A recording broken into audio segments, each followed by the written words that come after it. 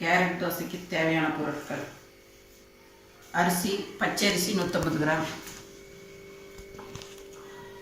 Carrot 100 gram, தேங்காய் 50 gram, காஞ்ச மிளகாய் ஒரு 10, வெங்காயம் ஒரு 50 கிராம், பூண்டு 10 பல், கொத்தமல்லி கருவேப்பிலை, தேவையான எண்ணெய்.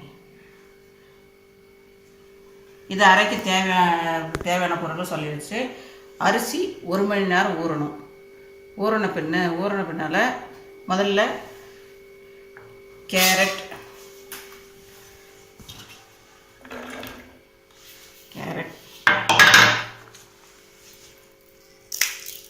மிளகா 10, கேரட்,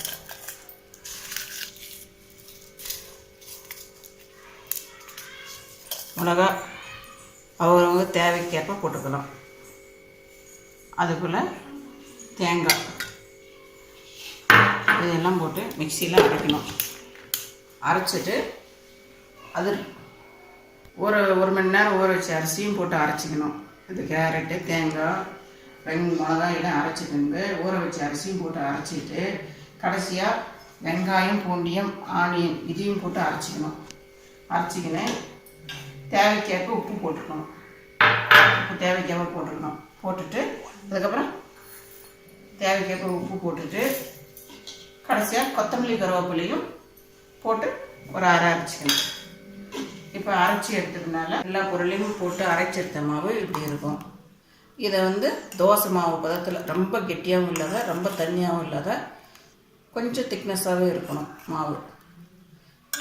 இப்போ இதை கீழே வச்சுட்டு நாம் அடுப்பு பற்ற வச்சுப்போம். தோசைக்கல் நல்லா சூடு ஏறினதுனால இதை ஊற்றணும். இது கேரட்டு, கொத்தமல்லி, வெங்காயம், பூண்டு இதெல்லாம் சேர்க்கறதுனால உடம்புக்கு ரொம்ப நல்லது. இது கேரட் சேர்த்தனால கண்ணுக்கு ரொம்ப குளிர்ச்சி. இது குழந்தைங்க தனியாக கேரட் சாப்பிட மாட்டாங்க.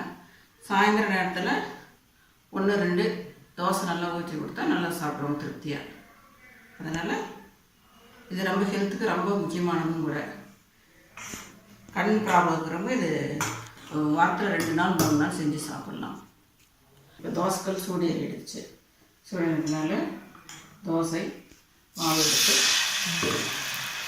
ரொம்ப மெதுவாக தேய்க்கணும். ரொம்ப அழைச்சி தேய்க்கக்கூடாது. மெதுவாக தேய்ச்சி எடுத்தோம்னா தான் தோசை வரும். இது நிதானமாக ரொம்ப பொறுமையாக வேகும். நார்மல் தோசை மாதிரி வேகாது. இதனால் தீ வச்சு மெதுவாக சிம்மில் தீ வச்சு நல்ல நிதானமாக வேக விட்டு ஆயில் விட்டு திரும்பினா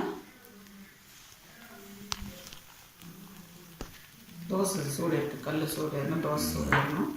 அப்புறம் லைட்டாக ஆயில் விடணும்.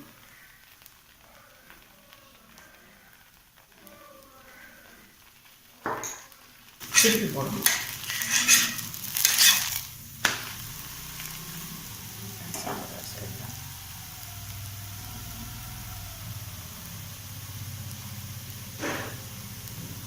இருக்கணும். இது நீ வீடியோ கிளிப் போட்டு கிடப்ப ரொம்ப நிதானமாக தான் வேணும். பொறுமை அவசியம். தோசை சுட இல்லைன்னா தோசை நல்லா வேகாது. நிதானமாக வேக வச்சு திருப்பி எடுத்தோம்னா கேரட் தோசை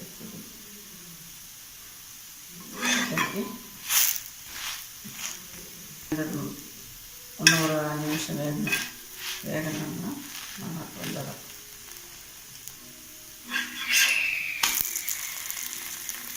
இப்போ தோசை எடுத்துடணும்.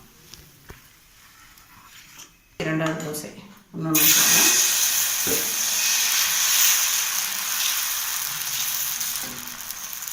மெதுவாக தேய்க்கணும். ரொம்ப அமுத்தி தேய்ச்சி தோசை கல்லையே ஒட்டிக்கணும். அதனால் மெதுவாக தேய்க்கணும். 1 டீஸ்பூன் எண்ணெய் தோசை ஊற்றி விடணும். தோசை ரொம்ப நிதானமாக பொறுமையாக தான் வைக்கணும். நம்ம அவசரப்பட்டு எடுக்கணும். தோசை தேய்ச்சிக்கணும். தோசை வராது. மேலே இருக்கிற மாவுலாம் கொஞ்சம் ட்ரையாகணும். ட்ரையான இப்போ தோசை திருப்பி போட்டாச்சு. தோசை இது 10 நிமிஷம் 20 நிமிஷம்.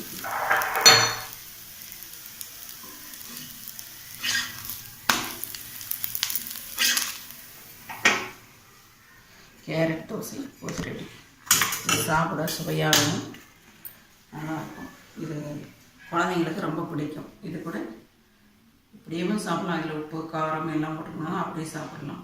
அப்படி பிடிக்காதவங்க சட்னி செஞ்சு கூட வச்சு சாப்பிடலாம். நன்றி. இந்த தோசை செஞ்சு பாருங்கள், ரொம்ப நல்லாயிருக்கும்.